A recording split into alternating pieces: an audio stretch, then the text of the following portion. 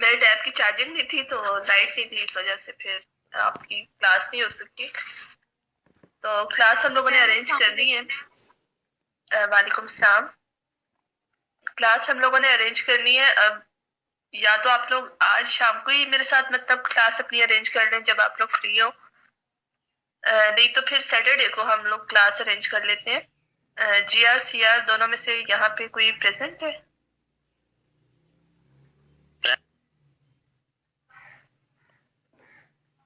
GR और CR आप दोनों गर्ल्स और बॉयज से मतलब मशवरा कर लें, और फिर जिस तरह आप लोग डिसाइड करोगे, जो भी टाइम आपने डिसाइड किया मुझे मैसेज आप लोगों ने कर देना, तो फिर उसके मतलब टाइम के अकॉर्डिंग भी हम लोग क्लास कर लेंगे। वालेकुम सलाम। क्लास हम लोगों ने लेकिन अरेंज करनी है, और हर हाल में करनी है, या सैटरडे को करें या फिर आज करें। क्लास अरेंज करनी है पाकिस्तान स्टडीज की, ठीक है? ये अब हमारे ऑनलाइन ही पेपर होंगे ना? हाँ जी, आपके ऑनलाइन ही पेपर होंगे, खुश हो जाए आप लोग। पेपर पैटर्न बता दें। पेपर पैटर्न बच्चों आपके एमसीक्यूज होंगे, जिस तरह मतलब आपके मिड में थे। उसके अलावा आपका वाइवा होगा, 50 मार्क्स का आपका पेपर होगा, ठीक है? और उसमें से आई थिंक 25 मार्क्स के आपके एमसीक्यूज होंगे और 25 मार्क्स का आपका वाइवा होगा। मुझे क्लियर अभी नहीं है, लेकिन जो हमारा लास्ट सेमेस्टर था उसमें यही हुआ था कि 25 का हम लोगों ने एमसीक्यूज थे, 25 का वाइवा था, और फिर उसके बाद आपके 80 मार्क्स ये हो गए, और 20 मार्क्स आपके वही जो सेशनल मार्क्स होते हैं, तो वो ऐड किए जाएंगे। मैम इससे तो अच्छा था फिजिकल पेपर हो जाते हैं। वो तो बहुत ही अच्छा था ना, तो फिर अब नहीं हो रहा। वाइवा बहुत मुश्किल होता है मैम। नहीं, आप लोग पढ़ेंगे तो कोई मुश्किल नहीं होगा। मैम पाक स्टडी का तो बड़ा इजी होगा, लेकिन मैम कैलकुलस और मैथ का ना वो बहुत मुश्किल होगा। नहीं नहीं, कोई चीज भी मुश्किल नहीं होती। आप सब माशाल्लाह इतने इंटेलिजेंट बच्चे हो, आप लोग के लिए क्या मुश्किल है? मैम मैथ कैसे सुनाएंगे? वो फिर टीचर्स का अपना कोई प्रोसीजर होगा, मतलब डेफिनेशंस वगैरह आप लोगों से कर लेंगे या कुछ और कर लेंगे, वो उनका अपना प्रोसीजर होगा ऑब्वियसली। तो मेरे ख्याल में तो डेफिनेशन और इस तरह का कुछ करके। मैम वाइवा भी पेपर के साथ होगा? नहीं, पेपर से पहले आपका वाइवा हो जाएगा। मैम जूम मीटिंग पे वाइवा होगा? नहीं, जूम पे नहीं होगा, व्हाट्सएप पे।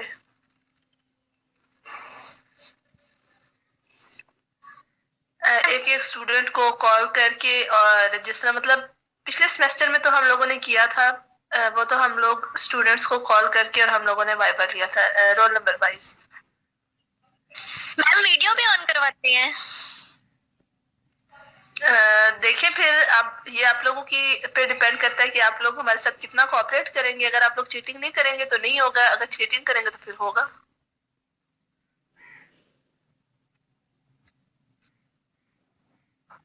मैम आपने फिर पिछले साल कितने क्वेश्चन किए थे, और 25 मार्क्स का जो वाइवा था?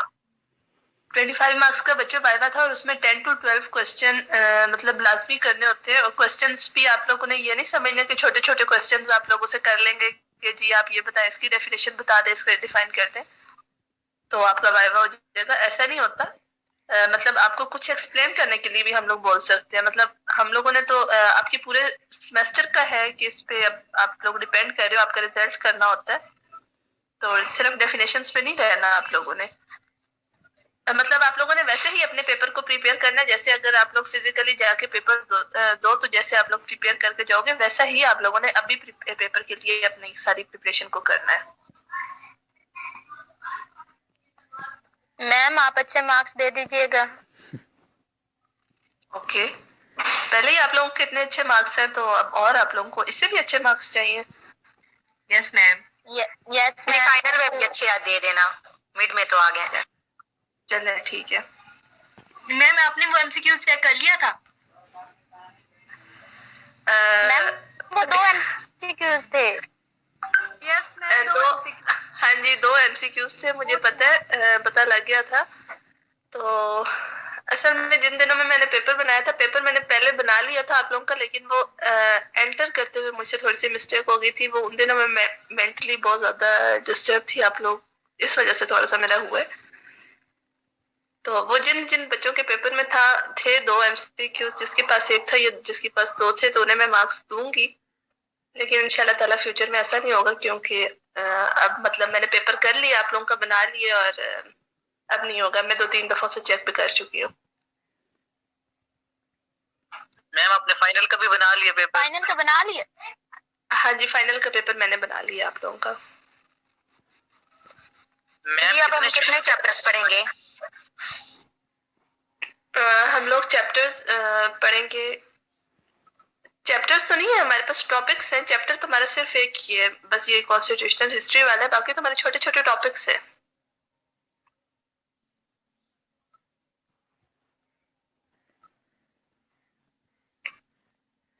नहीं मैम, चैप्टर 6 भी है, चैप्टर 7 भी है, वो नहीं करना है? चैप्टर 6, एक मिनट ठहरे, मैं चेक करूँ कौन सा चैप्टर है। एक मिनट वेट करें मेरा। लैंड ऑफ पाकिस्तान है आप।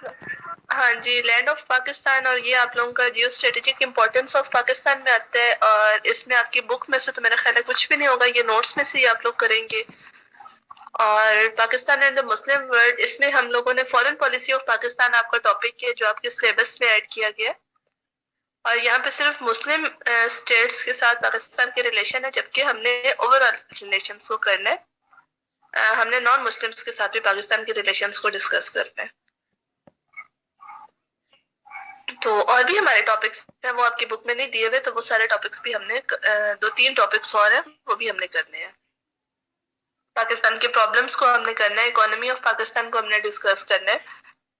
तो ये चीजें, इसके अलावा कल्चर ऑफ पाकिस्तान को हमने डिस्कस करना है। तो ये छोटे छोटे हमारे टॉपिक्स हैं और बहुत मजे के टॉपिक्स हैं। तो इन तमाम बातों को, चीजों को हम लोगों ने करना है, डिस्कस करते हैं।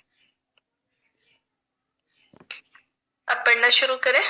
अब आपकी, मेरा ख्याल है जिन बच्चों ने ज्वाइन करना था उन्होंने हमें कर लिया ज्वाइन। तो हम लोग अपने टॉपिक को कंटिन्यू करते हैं। टॉपिक हम लोगों का था, कौन सा था? कॉन्स्टिट्यूशनल हिस्ट्री ऑफ पाकिस्तान, जिसमें हम लोगों ने ऑब्जेक्टिव रेजोल्यूशन को डिस्कस किया था। उससे पहले हम लोगों ने एक्ट ऑफ इंडिया 1935 को देखा था कि कैसे कायद आज़म मोहम्मद अली जिन्ना ने पाकिस्तान के कॉन्स्टिट्यूशनल मैटर्स को डील किया था, और एक्ट ऑफ इंडिया 1935 को पाकिस्तान में इम्प्लीमेंट किया गया था। उसके बाद 1949 को ऑब्जेक्टिव रेजोल्यूशन प्रेजेंट की गई। ऑब्जेक्टिव रेजोल्यूशन को बच्चों, आप किसने प्रेजेंट किया था? लियाकत अली खान। उस वक्त पाकिस्तान के प्राइम मिनिस्टर थे, कायद आज़म की उस टाइम पे डेथ हो चुकी थी। तो लियाकत अली खान की लीडरशिप में ऑब्जेक्टिव रेजोल्यूशन को प्रेजेंट किया गया था। और बेसिकली ऑब्जेक्टिव रेजोल्यूशन किस चीज पे बेस कर रही थी? इस्लामिक प्रिंसिपल्स पे, इस्लामिक कॉन्सेप्ट पे बेस कर रही थी। उसके बाद मतलब अगर हम लोग देखें, अब एक मिनट बच्चों,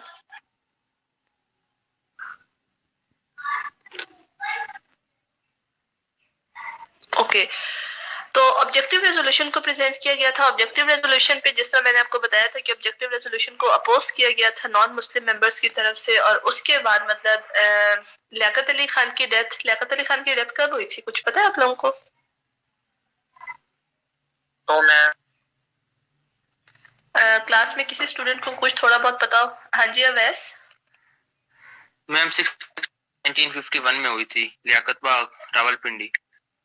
हाँ जी, 1951 में लियाकत अली खान की डेथ हुई थी। लियाकत अली खान को कत्ल किया गया था, उनका मर्डर हुआ था। नॉर्मल डेथ उनकी नहीं थी। तो अब जो कॉन्स्टिट्यूशन मेकिंग प्रोसेस था आफ्टर 1949, उसमें थोड़े से मतलब अप्स एंड डाउन्स आना शुरू हो गए थे। अप्स एंड डाउन्स कैसे आना शुरू हुए थे? यहाँ पे बच्चों आप लोगों ने थोड़ा सा मतलब गौर से सुनना है। आप लोग प्रिपेयर है ना? मैं बोलना शुरू कर दूं? Yes ma'am. Basic objective resolution को जब प्रेजेंट किया गया था, उसके बाद बेसिक प्रिंसिपल कमेटी बना दी गई थी, जिसको ये टास्क दिया गया था कि अब आपके पास चूंकि एक ड्राफ्ट आ चुका है, ठीक है, आपके पास मतलब एक कुछ फीचर्स आ चुके हैं जिन्हें डिस्कस कर लिया गया है। तो अब आप लोगों ने पाकिस्तान के कॉन्स्टिट्यूशन के लिए काम करना शुरू करना है। अब बेसिक प्रिंसिपल की कमेटीज की जो रिपोर्ट्स थी, उन मतलब डिफरेंट रिपोर्ट्स प्रेजेंट की गई, कई रिपोर्ट्स को अपोज किया गया, कई को एक्सेप्ट किया गया। बट इन 1951 लियाकत अली खान की डेथ हो गई। अब लियाकत अली खान की डेथ के बाद ये जो कॉन्स्टिट्यूशन मेकिंग प्रोसेस था ये थोड़ा सा कॉम्प्लिकेटेड हो गया।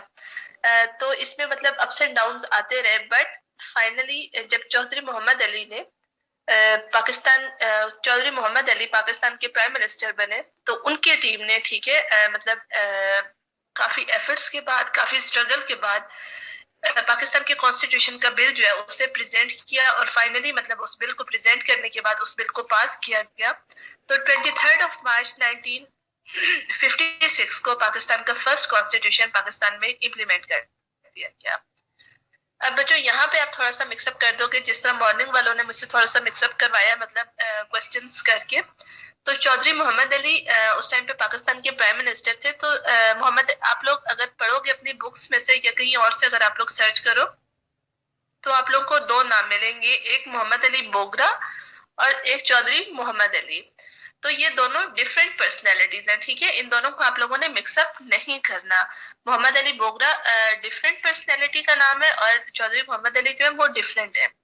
तो पाकिस्तान का फर्स्ट कॉन्स्टिट्यूशन किस मतलब उस टाइम पे पाकिस्तान का प्राइम मिनिस्टर कौन था जब पाकिस्तान का फर्स्ट कॉन्स्टिट्यूशन इम्प्लीमेंट किया गया था? तो चौधरी मोहम्मद अली उस टाइम पे पाकिस्तान के प्राइम मिनिस्टर थे। बच्चों मैम डेट दोबारा बता दें एक दफा। 23 मार्च 1956 को पाकिस्तान का पहला कॉन्स्टिट्यूशन जो था, पाकिस्तान का पहला आइन जो था, उसे पाकिस्तान में इम्प्लीमेंट किया गया था, उसे पाकिस्तान में इन्फोर्स किया गया था। और उस टाइम पे पाकिस्तान के प्राइम मिनिस्टर कौन थे? चौधरी मोहम्मद अली उस टाइम पे पाकिस्तान के प्राइम मिनिस्टर थे। चूंकि इससे पहले बिफोर 1956 अगर हम लोग देखें पाकिस्तान के पास अपना कॉन्स्टिट्यूशन नहीं था, तो उस टाइम तक मतलब आप कह सकते हो कि पाकिस्तान में एक्ट ऑफ इंडिया 1935 जो था वो as a constitution of Pakistan यहाँ पे था। तो एक्ट ऑफ इंडिया 1935 चूंकि ब्रिटिश का कॉन्स्टिट्यूशन था, अंग्रेजों का कॉन्स्टिट्यूशन था, तो इस वजह से पाकिस्तान को ब्रिटिश की एक डोमेन कंसीडर किया जाता था। मतलब पाकिस्तान आजाद तो हो गया था लेकिन टोटली पाकिस्तान को इंडिपेंडेंट स्टेट या टोटली सॉवरेन स्टेट नहीं कंसीडर किया जाता था, जिसकी वजह से पाकिस्तान को ब्रिटिश की एक डोमेन माना जाता था। बट आफ्टर 23 मार्च 1956 जब पाकिस्तान में पहला कॉन्स्टिट्यूशन इम्प्लीमेंट किया गया, तो उसके साथ ही पाकिस्तान को as a sovereign state declare कर दिया गया। पाकिस्तान को इस बात का डिक्लेयर कर दिया गया कि अब पाकिस्तान जो है वो एक इस्लामिक रिपब्लिक स्टेट है, पाकिस्तान एक टोटली इंडिपेंडेंट स्टेट है। तो पाकिस्तान का पहला आइन कब पाकिस्तान में किया गया था? 23 मार्च 1956 को। और 23 मार्च की डेट क्यों सेलेक्ट की गई थी? इस वजह से सेलेक्ट की गई थी बच्चों क्योंकि पाकिस्तान रेजोल्यूशन भी 23 मार्च को ही प्रेजेंट की गई थी। तो इसी वजह से इसी हिस्टोरिक डेट को दोबारा से रिपीट किया गया था और 23 मार्च 1956 को पाकिस्तान का फर्स्ट कॉन्स्टिट्यूशन पाकिस्तान में इम्प्लीमेंट किया गया था। अब जिस तरह मैंने अभी आपको बताया कि इससे पहले पाकिस्तान को डोमेन का स्टेटस दिया जाता था, लेकिन जैसे ही इस कॉन्स्टिट्यूशन को इम्प्लीमेंट किया गया तो पाकिस्तान के डोमेन का स्टेटस जो था वो खत्म हो गया and Pakistan was declared as Islamic republic state of Pakistan. तो उस टाइम पे पाकिस्तान के जो गवर्नर जनरल थे वो सिकंदर मिर्जा थे, लेकिन जैसे ही पाकिस्तान का पहला कॉन्स्टिट्यूशन पाकिस्तान में इम्प्लीमेंट किया गया तो गवर्नर जनरल का स्टेटस जो था वो खत्म हो गया और उसके साथ ही मतलब सिकंदर मिर्जा पाकिस्तान के फर्स्ट प्रेसिडेंट के तौर पे उन्हें मतलब अपॉइंट कर दिया गया। पाकिस्तान के लास्ट गवर्नर जनरल बच्चों कौन थे? सिकंदर मिर्जा। और पाकिस्तान के फर्स्ट प्रेसिडेंट कौन थे? सिकंदर मिर्जा। हाँ जी, इन बातों को अब आप लोगों ने नोट करते जाना है, ठीक है? ये आपकी ऑब्जेक्टिव के लिए बहुत ज्यादा इम्पोर्टेंट। मैम रिपीट कर दें। मैम ये रिपीट कर दें। मैम ये रिपीट कर दें। ओके, मैं रिपीट कर देती हूँ।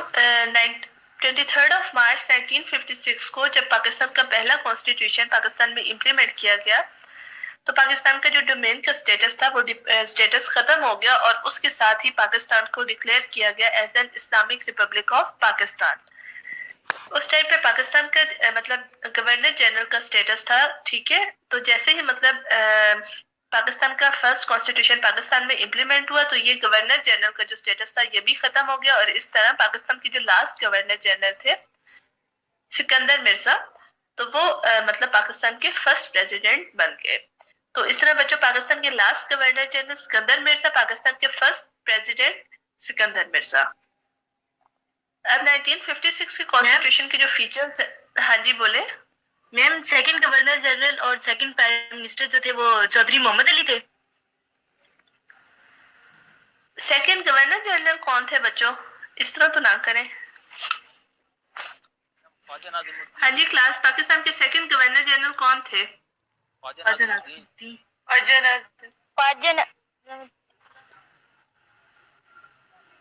नजीमुद्दीन। और पाकिस्तान के सेकंड प्राइम मिनिस्टर कौन थे? ख्वाजा नाज़िमुद्दीन मैम।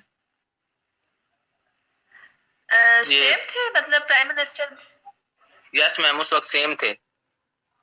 ओके। और गवर्नर जनरल गुलाम मोहम्मद जो थे वो पाकिस्तान के कौन से, सॉरी मैं खुद ही बोल गई हूँ, गुलाम मोहम्मद पाकिस्तान के मतलब क्या थे?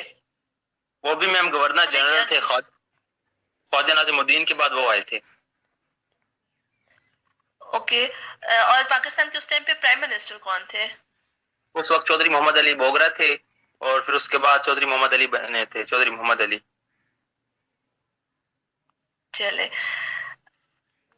आप लोगों को वैसे मैंने एक असाइनमेंट भी देनी है 5 मार्क्स की, तो क्या ख्याल है यही ना दे दो?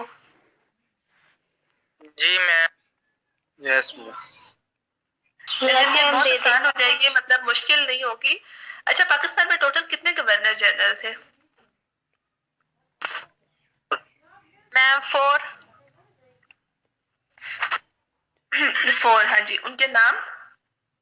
Ma'am first of all Quaid Azam Mohammad Ali Jinnah, second one Khwaja Nazimuddin, तीसरे गुलाम मोहम्मद, और fourth one major general Sikandar Mirza. Major general Sikandar Mirza. हाँ जी, सिकंदर मिर्जा 4th वन थे। ठीक है, माशाल्लाह मेरी क्लास तो बहुत लाइक क्लास है, मैं गूगल नहीं किया तो।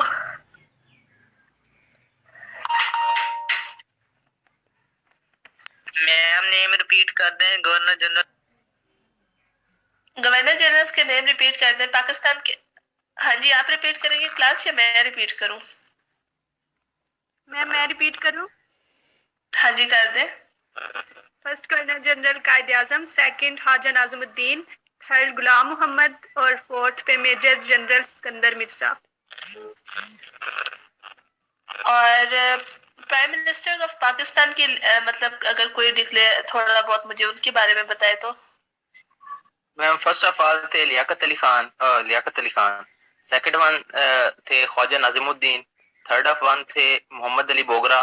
नहीं, आप नहीं, आपके अलावा कोई।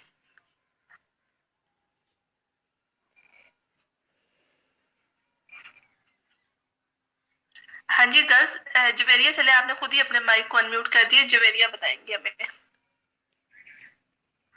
फर्स्ट 4 प्राइम मिनिस्टर के बारे में बता दें। मैं बताऊं? चले 5 का आप भी बता दें, बताएं। मैम पहले लियाकत अली खान थे, फिर ख्वाजा नाज़िमुद्दीन थे, फिर मोहम्मद अली बोगरा थे और फिर चौधरी मोहम्मद अली। चले ठीक है, ये मैंने आपसे फर्स्ट 4 प्राइम मिनिस्टर्स का पूछा था। पूछे लिस्ट चूंकि बहुत लंबी हो जाती है तो इस वजह से हम ज्यादा मैं आप लोगों से डिटेल में नहीं पूछती। तो कॉन्स्टिट्यूशन ऑफ 1956 पे अब हम आते हैं। कॉन्स्टिट्यूशन ऑफ 1956 के फीचर्स को हम डिस्कस करने लगे हैं। अब यहाँ से थोड़ा सा बच्चों आपको प्रॉब्लम होगा क्योंकि आपकी बुक में इस्लामिक प्रोविजंस दी हुई है। कॉन्स्टिट्यूशन ऑफ 1956 की इस्लामिक फीचर्स डिस्कस किए हुए। तो हमने इस्लामिक फीचर्स को डिस्कस नहीं करना, ठीक है। कुछ थोड़े बहुत इस्लामिक फीचर्स को डिस्कस करेंगे लेकिन ज्यादा को हमने नहीं करना। तो फीचर्स अब हम डिस्कस करने लगे हैं। फर्स्ट ऑफ ऑल जो फर्स्ट फीचर है कॉन्स्टिट्यूशन ऑफ 1956 का, तो वो जो फर्स्ट फीचर इस्लामिक फीचर है और वो ये है कि Pakistan was declared as an Islamic republic. मतलब पाकिस्तान में डिक्लेयर कर दिया गया था कि पाकिस्तान जो है एक इस्लामिक रिपब्लिक होगी, एक इस्लामिक स्टेट होगी। और उसके अलावा जो पाकिस्तान के प्रेसिडेंट ऑफ पाकिस्तान होगा, मतलब जो भी पाकिस्तान का सदर होगा, उसके लिए कंडीशन फिक्स कर दी गई थी। उसके लिए ये कंपलसरी था कि प्रेसिडेंट मस्ट बी मुस्लिम, मतलब प्रेसिडेंट को हर हाल में मुसलमान ही होना चाहिए। इसके अलावा मतलब ऑल ओवर द वर्ल्ड जितने भी इस्लामिक स्टेट्स हैं, जितनी भी मुस्लिम कंट्रीज है, तो पाकिस्तान के फर्स्ट कॉन्स्टिट्यूशन में इस बात को क्लियर किया गया था कि पाकिस्तान के फॉरेन पॉलिसी जो है टुवर्ड्स ऑल मुस्लिम स्टेट्स फ्रेंडली फॉरेन पॉलिसी होनी चाहिए। मतलब पाकिस्तान के फ्रेंडली रिलेशंस होने चाहिए जितने भी इस्लामिक ममालिक है, मुस्लिम ममालिक है, तो उन तमाम स्टेट्स की तरफ पाकिस्तान की जो फॉरेन पॉलिसी है वो foreign policy friendly foreign policy होनी चाहिए। इसके अलावा बच्चों ऑब्जेक्टिव रेजोल्यूशन, जिस तरह मतलब इंपॉर्टेंस ऑफ ऑब्जेक्टिव रेजोल्यूशन में मैंने आपको बताया था कि objective resolution was added in all constitution of Pakistan as preamble. तो पाकिस्तान के फर्स्ट कॉन्स्टिट्यूशन में ऑब्जेक्टिव रेजोल्यूशन को एज अ प्रीएम्बल ऐड किया गया था। उसे मतलब कंपल्सरी पार्ट नहीं बनाया गया था पाकिस्तान के फर्स्ट कॉन्स्टिट्यूशन का। आसान लफ्जों में आप ये भी कह सकते हो कि ऑब्जेक्टिव रेजोल्यूशन को या करारदाद मकासद को पाकिस्तान के पहले आइन में इब्तदाइया के तौर पे शामिल किया गया था, उसे बाकायदा उसका हिस्सा नहीं बनाया गया था। क्लास क्लियर हो रहे? Yes ma'am. ओके।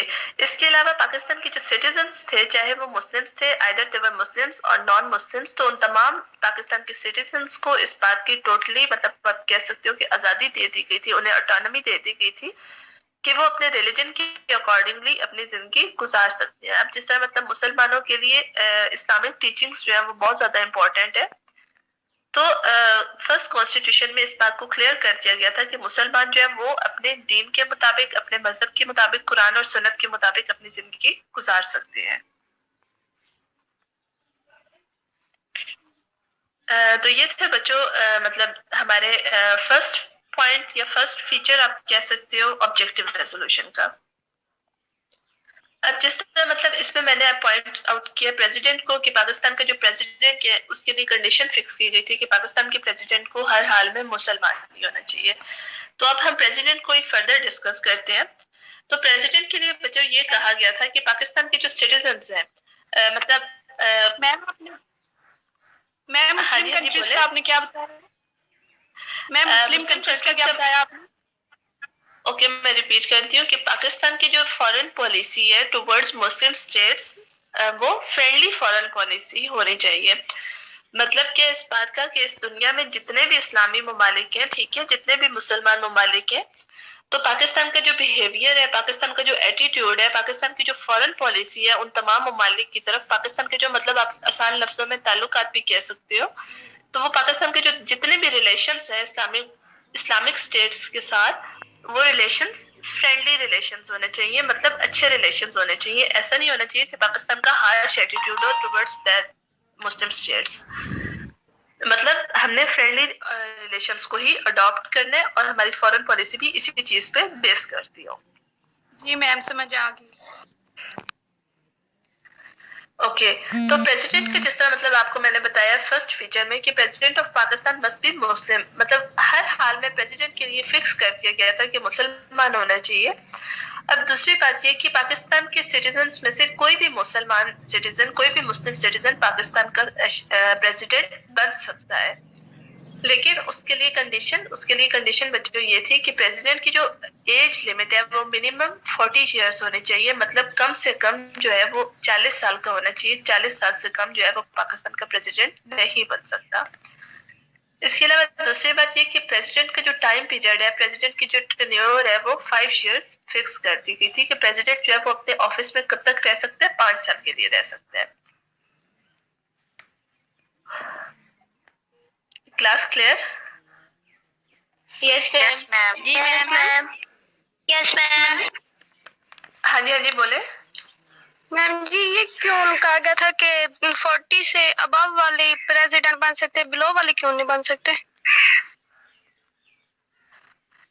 इसमें बच्चों आप देखो कि थोड़ा सा मेच्योरिटी लेवल जो है ना वो मतलब एक स्टेट का प्रेसिडेंट एक हेड ऑफ स्टेट है, ठीक है, जो कि हमारा जो 1956 का कॉन्स्टिट्यूशन था इसमें प्रेसिडेंशियल सिस्टम था, इसमें ज्यादा अथॉरिटी जो थी वो प्रेसिडेंट के पास थी, तो थोड़ा सा मेच्योरिटी लेवल को भी देखना पड़ता है ना हेड ऑफ स्टेट के लिए।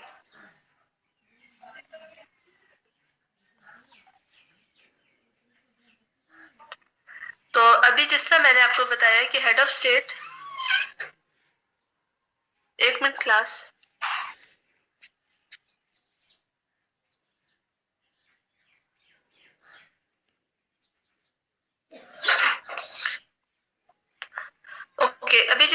आपको बताया कि head of state president according to constitution of 1956 Pakistan का हेड ऑफ स्टेट पाकिस्तान के प्रेसिडेंट को डिक्लेयर किया गया था, मतलब पाकिस्तान में प्रेसिडेंशियल सिस्टम को डिक्लेयर कर दिया गया था।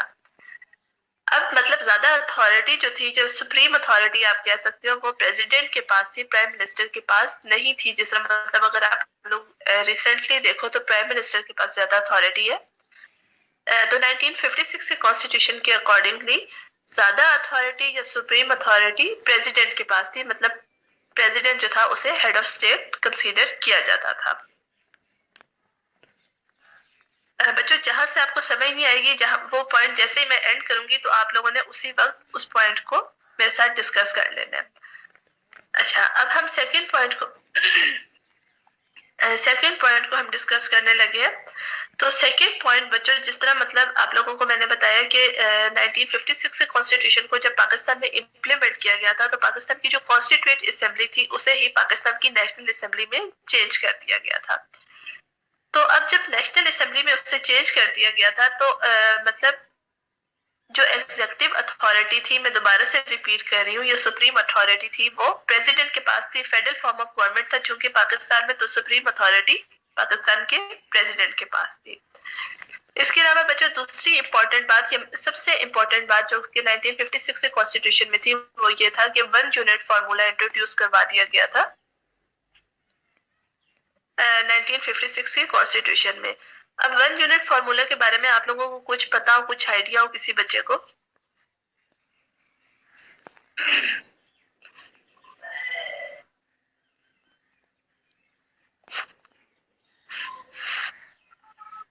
बॉयज किसी बच्चे को कुछ पता है 1 यूनिट फार्मूला?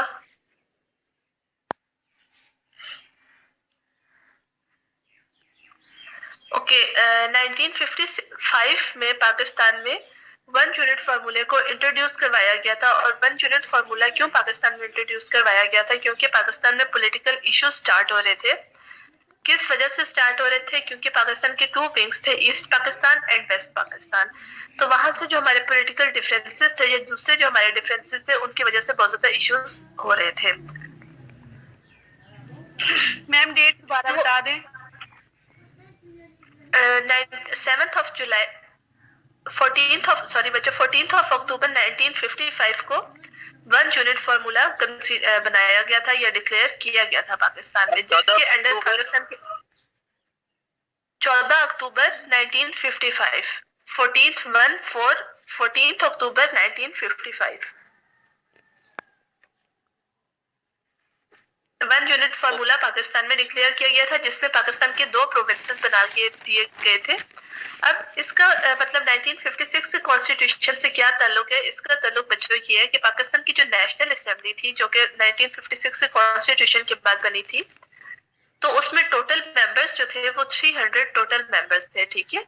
तो उसमें से हाफ मेंबर्स जो थे 150 members from east Pakistan and 150 members from west Pakistan. तो इस तरह मेंबर्स को डिवाइड कर दिया गया था। मैम ये लाइन रिवाइज कर दें।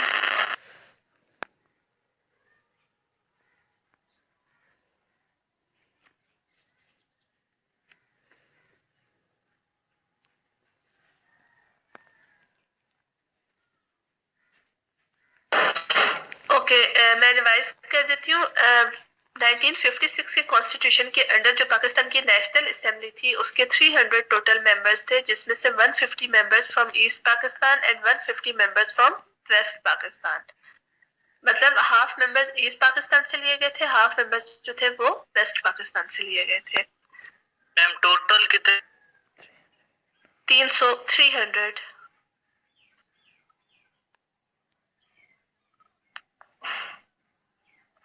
मैम 1 यूनिट फार्मूला रिपीट कर दें। 1 यूनिट फार्मूला किसने इंट्रोड्यूस करवाया था? चौधरी मोहम्मद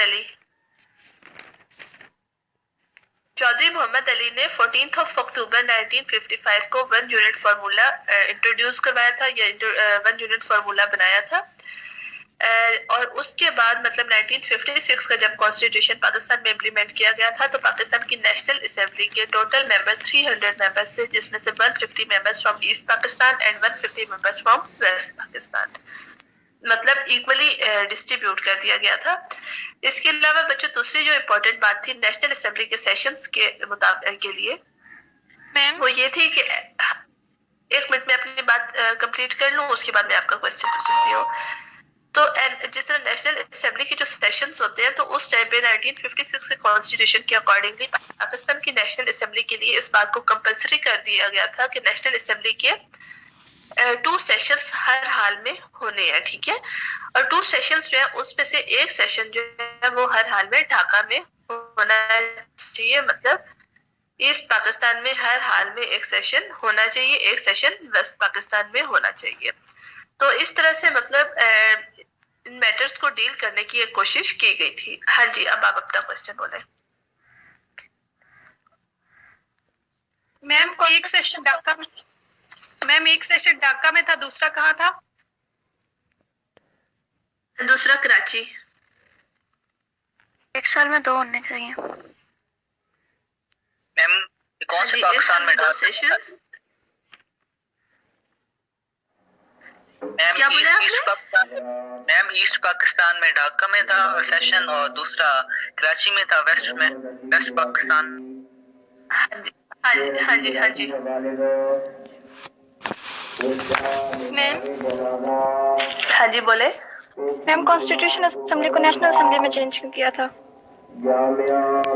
कॉन्स्टिट्यूशनल असेंबली को, ये कॉन्स्टिट्यूएंट असेंबली को नेशनल असेंबली में बच्चों इसलिए चेंज किया था क्योंकि जब पाकिस्तान का पहला आईन, पाकिस्तान का पहला कॉन्स्टिट्यूशन पाकिस्तान में इम्प्लीमेंट हो गया था, ठीक है।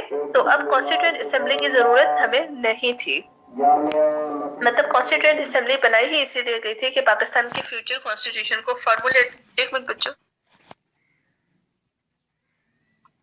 कॉन्स्टिट्यूएंट असेंबली बनाई ही कायद आज़म मोहम्मद अली जिन्ना की तरफ से इसलिए गई थी कि पाकिस्तान के फ्यूचर कॉन्स्टिट्यूशन को फॉर्मुलेट किया जा सके, फ्यूचर कॉन्स्टिट्यूशन को बनाया जा सके। तो अब चूंकि मतलब हमारे पास कॉन्स्टिट्यूशन आ चुका था तो इस वजह से अब इसकी जरूरत नहीं थी। इलेक्शंस नहीं करवाए गए थे कि न्यू इलेक्शंस होते जिसकी बेस पे मतलब नई नेशनल असेंबली बनती, तो इसी वजह से उसी कॉन्स्टिट्यूएंट असेंबली को नेशनल असेंबली में कन्वर्ट कर दिया गया था। मैम जी ये सेशन किस लिए होते थे? ऑब्वियसली स्टेट के मैटर्स को डिस्कस करने के लिए, मतलब जो स्टेट्स के डिफरेंट मैटर्स होते हैं, जो प्रॉब्लम्स होती हैं, इश्यूज होते हैं, तो उन्हें डिस्कस करने के लिए।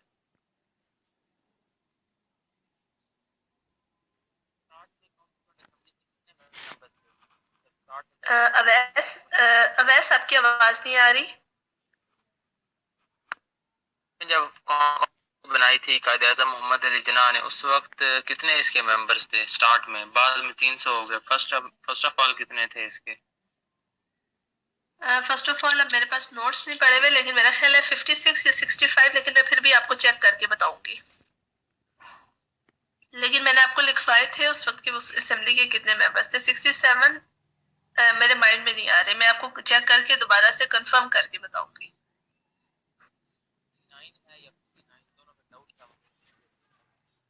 नहीं मेरे माइंड में नहीं है क्योंकि आज मैंने अपने लेक्चर को रिपीट नहीं किया हुआ उसके फर्स्ट असेंबली वाले को, तो मैं आपको कंफर्म करके अपने नोट्स से चेक करके मैं बताऊंगी, क्योंकि फिर ऐसा ना हो कि आप लोगों का गलत हो जाए। मैम हाँ जी बोले। मैम पाकिस्तान को ब्रिटिश डोमेन क्यों कंसीडर किया जाता था? वो बच्चे इसलिए किया जाता था क्योंकि जब पाकिस्तान बना था तो उस टाइम पे पाकिस्तान के पास अपना कोई भी आइन नहीं था, कोई भी कॉन्स्टिट्यूशन नहीं था, जिसके बाद कायद आज़म मोहम्मद अली जिन्ना जो कि पाकिस्तान के फर्स्ट गवर्नर जनरल थे, तो उन्होंने एक्ट ऑफ इंडिया 1935 को पाकिस्तान में कॉन्स्टिट्यूशन के तौर पे इम्प्लीमेंट किया था। तो इस वजह से वो एक्ट ऑफ इंडिया 1935 जो था, चूंकि ब्रिटिश का एक्ट था, तो इस वजह से पाकिस्तान को ब्रिटिश के डोमेन कंसीडर किया जाता था।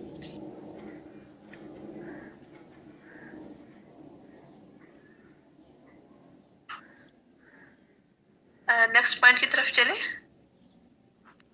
जी मैं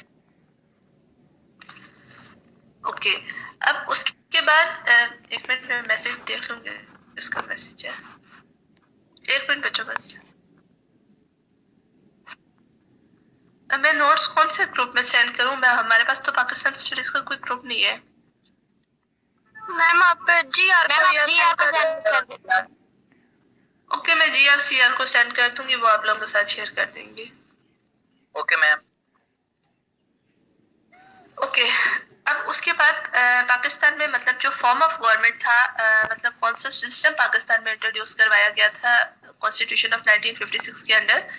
तो बच्चों, पार्लियामेंट्री फॉर्म ऑफ गवर्नमेंट को पाकिस्तान में इंट्रोड्यूस करवाया गया था। ठीक है, पाकिस्तान में कौन सा सिस्टम किया गया था? पाकिस्तान में पार्लियामेंट्री फॉर्म ऑफ गवर्नमेंट को इंट्रोड्यूस करवाया गया था।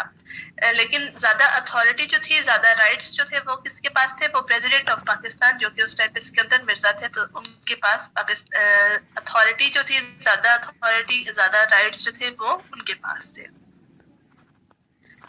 अब मैम पहले आपने कहा था कि फेडरल फॉर्म ऑफ गवर्नमेंट को इंट्रोड्यूस करवाया था। नहीं, फेडरल स्टेट थी मतलब, लेकिन जो सिस्टम था, सॉरी मैं फॉर्म नहीं, सिस्टम, पार्लियामेंट्री सिस्टम को पाकिस्तान में इंट्रोड्यूस करवाया गया था।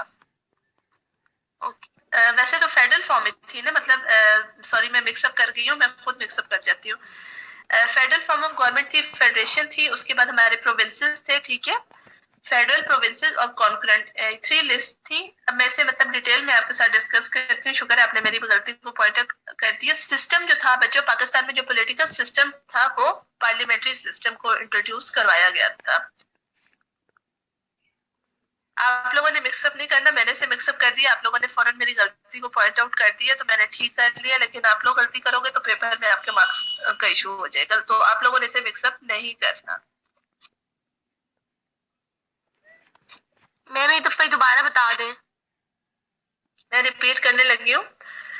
1956 का जो कॉन्स्टिट्यूशन था, उसके अंडर पाकिस्तान में फेडरल सिस्टम को किया गया था, मतलब फेडरल फॉर्म ऑफ गवर्नमेंट थी पाकिस्तान में, वफाकी तर्ज हुकूमत। ठीक है, लेकिन उसके बाद जो दूसरा पॉइंट जो मैंने अब गलती से गलत बोल दिया, तो वो पार्लियामेंट्री सिस्टम को इंट्रोड्यूस करवाया गया था पाकिस्तान में, मतलब एक पार्लियामेंट जो थी उससे बनाया गया था, पार्लियामेंट्री सिस्टम इंट्रोड्यूस करवाया गया था, जिसमें पाकिस्तान का हेड ऑफ स्टेट जो था वो पाकिस्तान का प्रेसिडेंट था।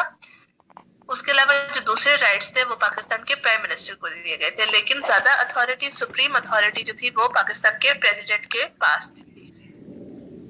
मतलब पावर, प्रेसिडेंट, पाकिस्तान का जो प्रेसिडेंट था उसे 1956 कॉन्स्टिट्यूशन के अंदर एक पावरफुल प्रेसिडेंट बना दिया गया था। ओके, अब हम जिस पॉइंट की तरफ जा रहे हैं वो थोड़ा सा आप लोगों ने गौर से सुनना है, मैं उसे एक्सप्लेन भी करूंगी, तो थोड़ा सा आप लोगों ने इसे गौर से सुनना है। बच्चों, बेसिकली 2 टाइप्स होती है, मतलब एक लेजिस्लेचर की 2 टाइप्स होती है, एक बाइकैमरल लेजिस्लेचर होती है, एक यूनिकैमरल लेजिस्लेचर होती है। फर्स्ट ऑफ ऑल तो आप मुझे ये बताएं कि आप लोगों के माइंड में पता है कि लेजिस्लेचर होता क्या है? मैम जी आप कौन सा पॉइंट पढ़ा रही हैं? ये पॉइंट्स आपकी बुक्स में नहीं है, आपकी बुक्स में सिर्फ और सिर्फ इस्लामिक पॉइंट्स हैं, आपकी बुक में ये पॉइंट्स नहीं है।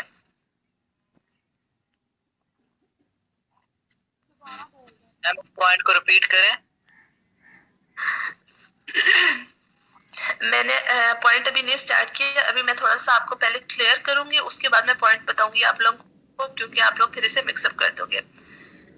फर्स्ट ऑफ ऑल आप लोगों में से कोई भी बच्चा मुझे ये बताए कि लेजिस्लेचर क्या होता है।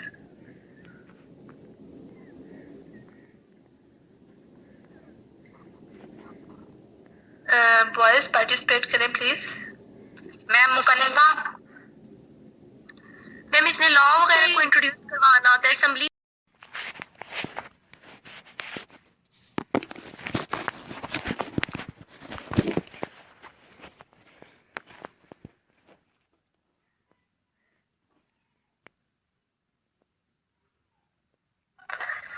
ओके, हम लोग लेजिस्लेचर के बारे में बात कर रहे थे, तो आप लोग मुझे लेजिस्लेचर के बारे में बता रहे थे, आप बताएं।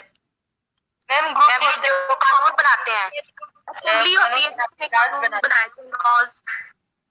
हाँ जी, एक मतलब असेंबली या एक मतलब ऐसा ग्रुप ऑफ पीपल जो कि एक स्टेट के लिए या एक मुल्क के लिए, या वैसे आप कह सकते हो कि लॉज को बनाता है या लॉज को इंट्रोड्यूस करवाता है। ठीक है, तो अब मैं आपको लेजिस्लेचर के बारे में बता रही थी कि there are 2 types of legislature system, one unicameral legislature, second one is bicameral legislature.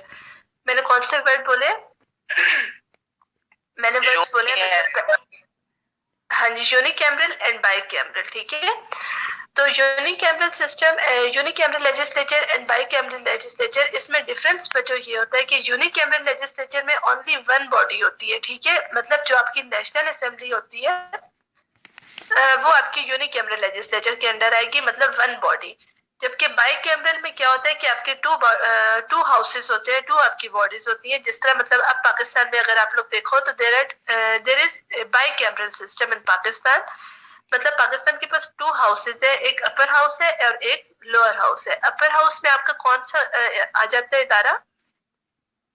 आपकी सेनेट जो है, जो पाकिस्तान की सेनेट है, उसे हम अपर हाउस कंसीडर करते हैं, while national assembly is considered as lower house. तो ये डिफरेंस है बच्चों बाइकैमरल लेजिस्लेचर में और यूनिकैमरल लेजिस्लेचर में। अगर नहीं समझ आया तो मुझे बताएं। ओके, मैं रिपीट कर देती हूँ। मैंने आपको बताने की ये कोशिश की है। सॉरी नुमान, आपने क्या बोला, मुझे समझ नहीं आई। मैम स्पेलिंग बता दें, ये जो आपने लफ्ज यूज किया ना, तो यूनि और बाइकैमरल इस तरह के। स्पेलिंग मैं बता देती हूँ आप लोगों को। पहले मैं इसका डिफरेंस आप लोगों को बता दूं, फिर मैं स्पेलिंग भी आप लोगों को बता देती हूँ। मैंने वर्ड बोला यूनिकैमरल एंड बाइकैमरल, ठीक है। एक मिनट में अपना मोबाइल साइलेंट कर लूं।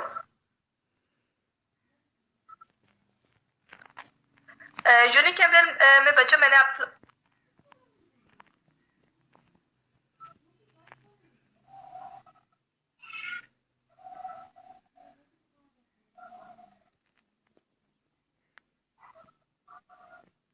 ओके मैंने आपको ये बताने की कोशिश की है कि टू टाइप्स होती है लेजिस्लेचर की, एक यूनिकैमरल होती है, एक बाइकैमरल होती है, ठीक है।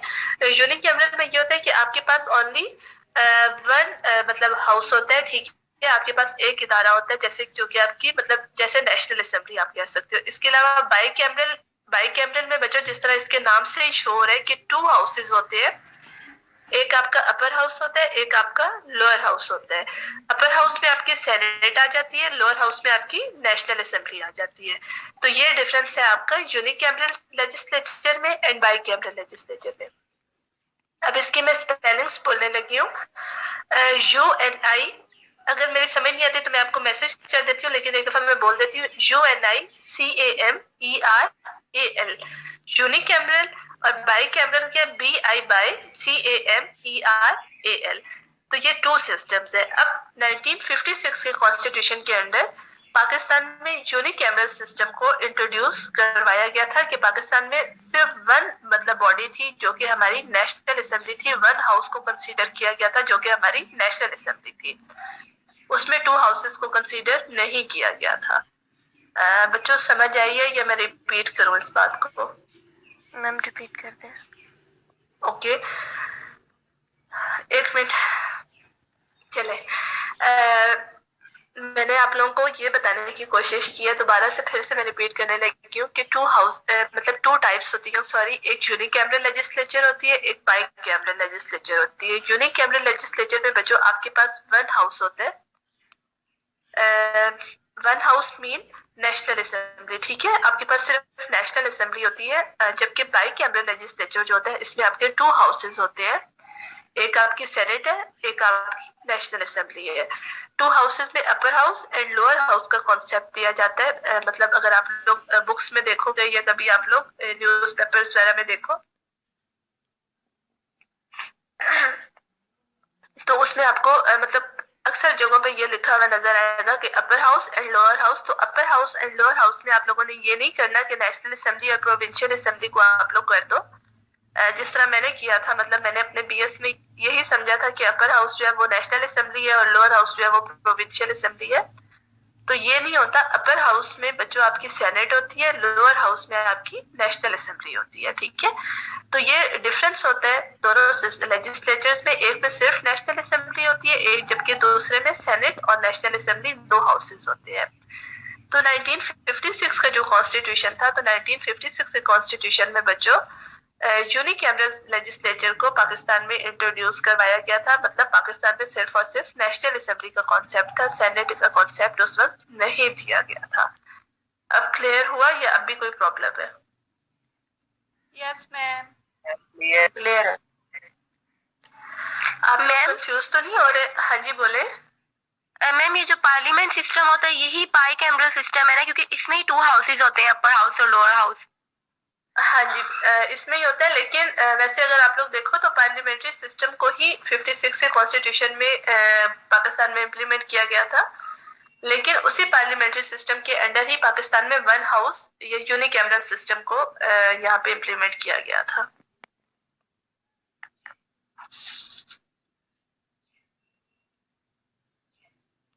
Okay, इन्होंने ऐसे क्यों किया था? इन्होंने ऐसे बच्चों उस टाइम पे जो हमारी पॉलिटिकल सिचुएशन थी पाकिस्तान की, वो मतलब बहुत ज्यादा आप कह सकते हो कि ऑकवर्ड सिचुएशन थी, तो कई मतलब ऐसी प्रॉब्लम्स थी, कोई इश्यूज हमारे बहुत सारे ऐसे थे जिनसे बचने के लिए हमें बहुत सारी ऐसी बातें फेस मतलब ऐसी चीजें अडॉप्ट करनी पड़ रही थी। तो आप लोग मतलब थोड़े से मेंटली कंफ्यूज हो गए हो कि आप लोगों को उम्मीद नहीं थी कि हमें पाकिस्तान स्टडीज में इतनी मुश्किल बातें पढ़नी पड़ेगी।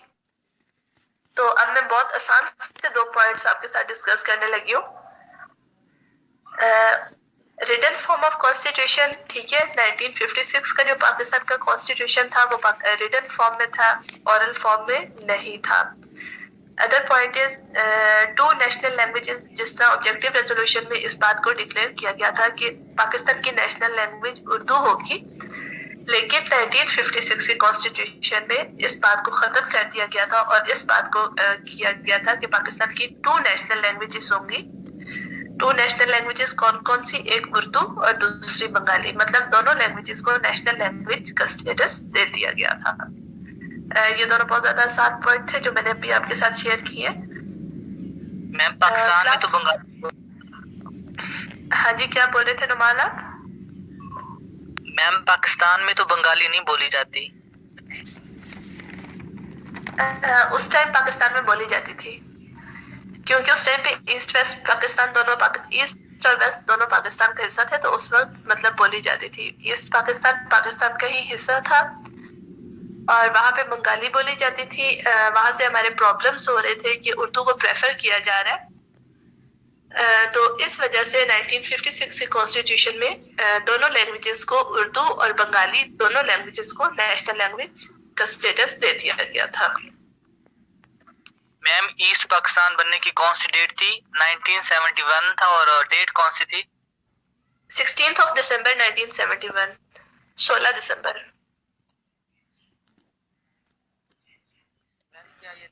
ईस्ट पाकिस्तान नहीं, ये बांग्लादेश बनने की डेट है, ठीक है। ईस्ट पाकिस्तान तो पाकिस्तान का हिस्सा था ना, मतलब जब वो हमसे अलग हुए थे, जब उन्होंने अपनी एक अलग से स्टेट बनाई थी, अपनी अलग से रियासत बनाई थी, तो वो 16 दिसंबर 1971 को।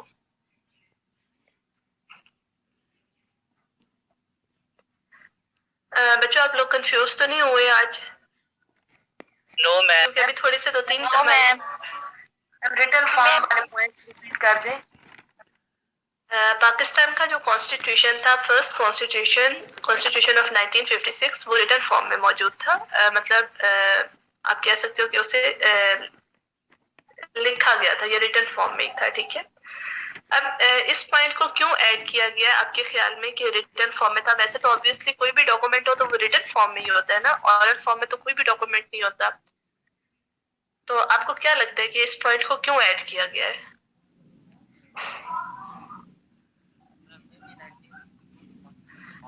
अवैस, आपकी आवाज नहीं आती, आप बहुत आहिस्ता बोलते, थोड़ा सा ऊंचा बोला दे रहे। 1962 की कॉन्स्टिट्यूशन ऑरल हो इसलिए, या फिर मैम वो जो आइन था ना, मैग्ना कार्टा डॉक्यूमेंट, वो रिटन फॉर्म में नहीं था, तो जो ऑब्जेक्टिव रेजोल्यूशन थी उसे मैग्ना कार्टा की हैसियत दी गई थी, इस वजह से शायद होगा। आप बहुत करीब जा चुके हो, ठीक है मेल्डन। मैम वो रिटन फॉर्म में नहीं था, इसलिए ये रिटन फॉर्म में हमारे पास था, इसलिए ये पॉइंट ऐड किया गया। हाँ जी, असल में बच्चों ये है कि ब्रिटिश कॉन्स्टिट्यूशन जो है, मतलब ब्रिटिश का जो कॉन्स्टिट्यूशन है, उनका जो आइन है वो रिटन फॉर्म में नहीं है। तो इस वजह से हम पाकिस्तान के जो तीनों कॉन्स्टिट्यूशन पढ़ेंगे, 56, 62, 73, तो उन तीनों में हमारा ये फीचर होगा कि पाकिस्तान का जो कॉन्स्टिट्यूशन है ये रिटन फॉर्म में है। तो ये आपको तीनों में डिस्कस करना पड़ेगा। इस दुनिया की जितनी भी स्टेट्स हैं, उन तमाम स्टेट्स के जो कॉन्स्टिट्यूशन हैं वो रिटन फॉर्म में है, सवाए ब्रिटिश के, ब्रिटिश का जो कॉन्स्टिट्यूशन है वो रिटन फॉर्म में नहीं है। और क्यों नहीं है, क्या लगता है आपको क्यों नहीं है? आप लोग सोचे, मैं इतने तक आपकी अटेंडेंस मार्क कर लेती हूँ, लेकिन अभी आपने सोचना है, बोलना नहीं है, क्योंकि अटेंडेंस का इशू हो जाता है फिर।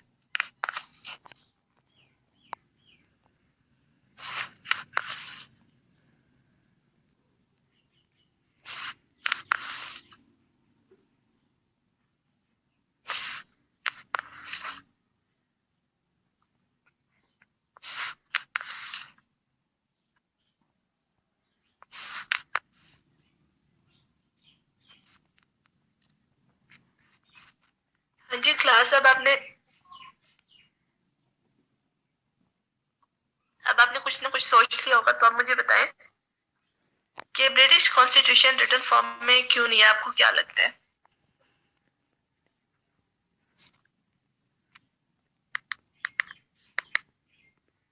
इज़ा पार्टिसिपेट करें। मुझे हमसा, आज आपने पार्टिसिपेट नहीं किया।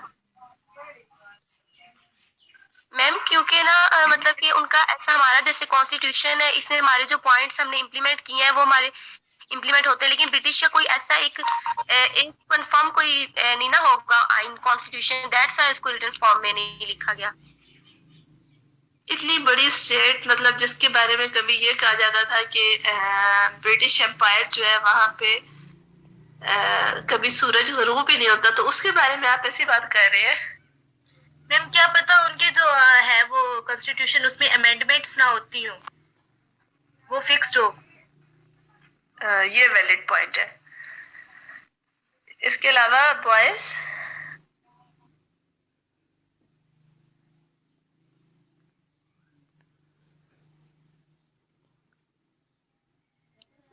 बच्चों पार्टिसिपेट किया करें। मतलब जिस तरह अभी आपने मुझसे डेट पूछी थी, मुझे नहीं पता था, तो मैंने आपको बता दिया कि मुझे नहीं पता, मैं गलत आपको नहीं बता सकती, भूल गई हूँ मैं। तो आप लोग गलत भी बोल दिया करें, मुझे कोई इशू नहीं है कि आप लोग गलत बोल रहे हो, लेकिन कुछ तो बोले। मैम अगर उसमें कोई अमेंडमेंट वगैरह, हाँ जी मुनीबा बोले। मैम अगर उसमें कोई अमेंडमेंट्स वगैरह नहीं की जाती थी तो फिर तो वो रिटन फॉर्म में होना चाहिए था ना। चलिए ठीक है, ये पॉइंट भी ठीक है। अच्छा बॉयज, आप लोग क्या कहते हो?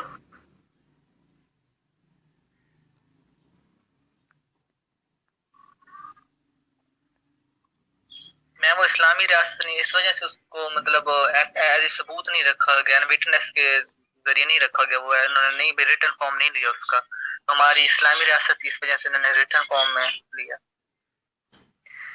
इस तरह तो यूएस से भी इस्लामिक स्टेट नहीं है, ठीक है, और भी बहुत सारे इस्लामिक स्टेट्स नहीं है। मतलब सिर्फ ब्रिटिश तो नॉन मुस्लिम नहीं है ना, और भी बहुत सारे नॉन मुस्लिम स्टेट्स हैं।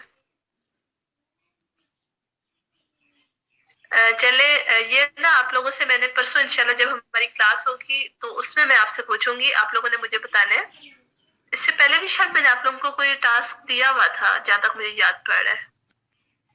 नो मैम वो क्लास में, नो मैम वो क्लास में हो गया था। अच्छा हो गया था क्लास में, चले ठीक है। चले ये अब आपने मुझे बताना है कि ब्रिटिश का कॉन्स्टिट्यूशन जो है, ब्रिटिश कॉन्स्टिट्यूशन क्यों नहीं है रिटन फॉर्म में, इसके रीजंस क्या है? मैं एक दफा रिपीट कर दूं पॉइंट, मतलब उनके हेडिंग्स रिपीट कर दें 1956 वाले कॉन्स्टिट्यूशन की जो आपने अभी पढ़ाई हैं। नोट्स शेयर करेंगे मैम, नोट्स शेयर कर दीजिएगा। मैं नोट्स शेयर कर देती हूँ आप लोगों के साथ, आप लोग उन्हें देख लें, ठीक है मैम? ये मैम, मैम हाँ जी बोले। मैम ये जो आपने पॉइंट बताया था कि जो अंडर 1956 कॉन्स्टिट्यूशन में यूनिक एमरल सिस्टम जो है वो इंट्रोड्यूस करवाया गया था, लेकिन जब पार्लियामेंट्री सिस्टम था तो फिर यूनिक एमरल सिस्टम कैसे हो सकता है, क्योंकि उसमें तो पार्लियामेंट में तो 2 हाउसेज होते हैं ना। जी बिल्कुल, पार्लियामेंट में 2 हाउसेज होते हैं। इससे पहले मतलब पाकिस्तान में भी पहले भी इसे जब एक्ट ऑफ इंडिया को इम्प्लीमेंट किया गया था तो उस टाइम पे भी पाकिस्तान में पार्लियामेंट्री सिस्टम ही था, और उस टाइम पे पाकिस्तान में 2 हाउसेज ही थे। लेकिन जिस तरह भी मैंने आपको बताया कि हमारी स्टेट का मतलब जियोग्राफिकली अगर देखा जाए, ये और भी हमें प्रॉब्लम्स ऐसे फेस करने पड़े थे, तो उन इश्यूज से बचने के लिए पाकिस्तान में यूनिक एमरल सिस्टम को इंट्रोड्यूस करवाया गया था। जैसा मतलब अब लैंग्वेजेस का भी मैंने आपको बताया कि 2 लैंग्वेजेस जो है मतलब दोनों लैंग्वेजेस को पाकिस्तान की नेशनल लैंग्वेज कंसीडर किया गया था। तो मतलब बहुत सारे ऐसे इश्यूज थे जिन इश्यूज को बचने के लिए मतलब एक स्टेट को पाकिस्तान को रखने के लिए यूनाइटेड रखने के लिए हमें मतलब हमारी असेंबलीज को या हमारे प्राइम मिनिस्टर को ऐसे डिसीजंस लेने पड़े थे।